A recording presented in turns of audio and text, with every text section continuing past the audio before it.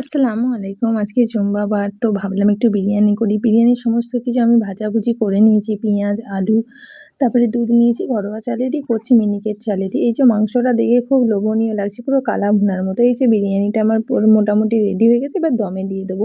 এই যে বিরিয়ানি রেডি হওয়ার সঙ্গে সঙ্গে নামিয়ে নিয়ে ঘরে যেই কি হলো, নিয়ে শুয়ে এসেছি। পড়েছে কেন? কি খাবে বলে? আমি খালি বলেছি একটু দেরি করে দেবো বিরিয়ানিটা, তাহলে এরকম করে আছে। নাকে আমি হাঁড়ি ঘরে ঢুকাতে না ঢুকাতেই ওর বিরিয়ানির গন্ধ নাকে চলে এসেছে। কি খাবে?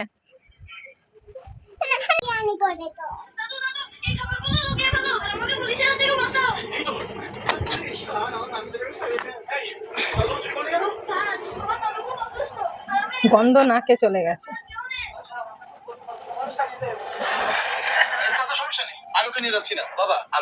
বসে পড়েছে, গরম খুব। হ্যাঁ,